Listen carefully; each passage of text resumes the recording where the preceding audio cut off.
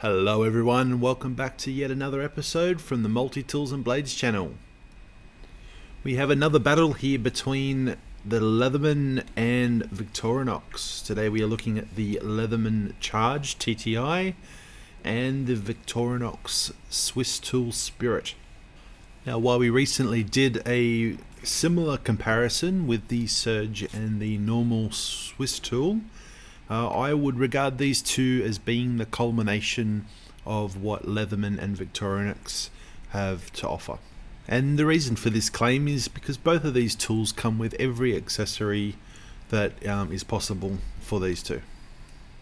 Now, this little ratchet here that comes with the Spirit has proven itself to be quite useful. It takes any standard 1/4 inch bit and also has a corkscrew and eyeglass screwdriver as well. The Leatherman, on the other hand, only comes with a small selection of 1/4 inch bits, which can only be used with the Leatherman. This Victorinox is a 2006 model. It's one of the first ones that were released. The Leatherman Charge, though, is a 2017. Dimensions of weight are about the same, but the Victorinox does come in a little bit thinner. So it's not until you actually open the tool that you realize that ergonomics plays a very large part in these. So here we can see when we open up the Charge that the handles are very straight. When you open up the Victorinox, you can see here that the handles are actually a bit shaped like a boomerang. When you open them, they actually bend inwards. It might not seem like it's much, but it does certainly feel a lot more comfortable in the hand. So the Charge Plus does have the removable wire cutters and the electrical crimpers in the playhead. Although I do prefer the wire cutters that you find on the Victorinox Swisstool and the Spirit. While both tools are very well built, I do find the Victorinox to be a little bit better engineered. If you have a preference between the Victorinox or the Leatherman, put your comments down below. We'd be happy to share them with everyone that's viewing.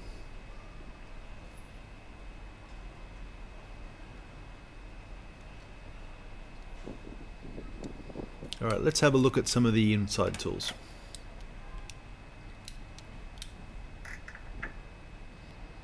Okay, we'll start with the scissors. Now with the Victorinox, when the tool is closed, all of the tools are accessible on the outside. That's not the case with the Leatherman.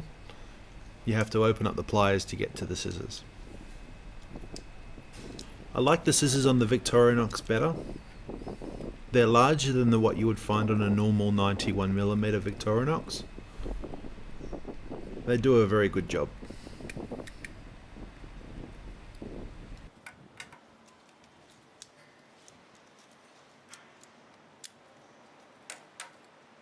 So switching between tools on the Victorinox is as easy as putting one away and taking the other one out.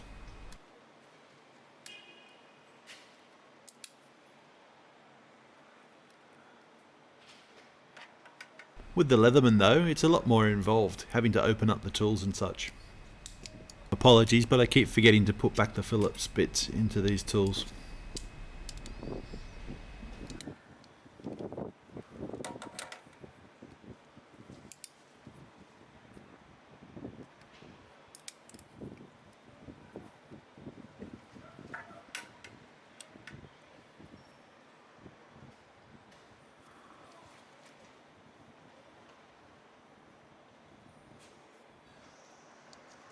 For a long time, Leatherman have gotten away with having a combination can opener and bottle opener. Yes, it does work, but it would be nice if Leatherman put one of each on there. There's room for it.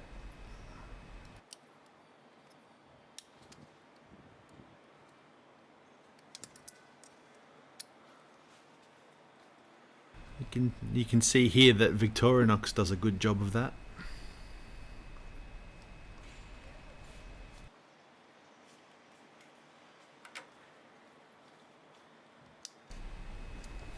Now the one thing where the Leatherman beats the Victorinox hands down is with the knife blade.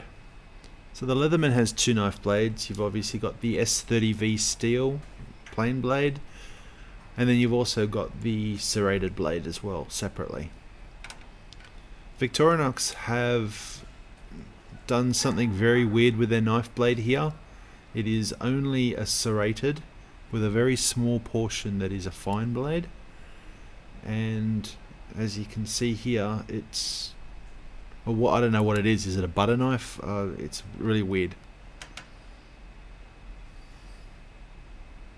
Please share your comments down below on what you think about this knife blade on the Swisstool.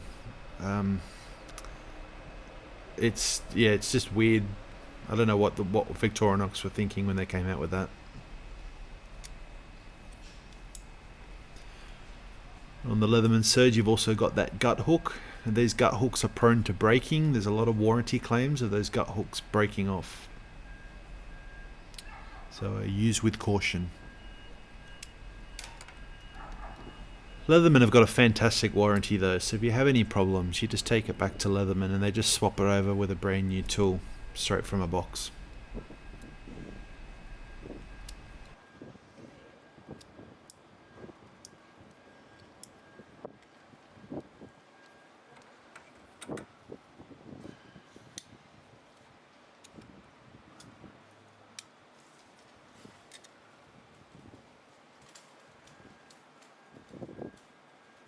You'll see here the Victorinox wood saw is bidirectional. That's not something that the Leatherman tool has. So the Leatherman is only a one directional saw. But it makes up for it on the file. You'll see here on the Leatherman's metal file, one side is a normal regular file made from 420HC steel, of course. You can see here that the file is actually a diamond coated file. So that side's normal and the other side is diamond.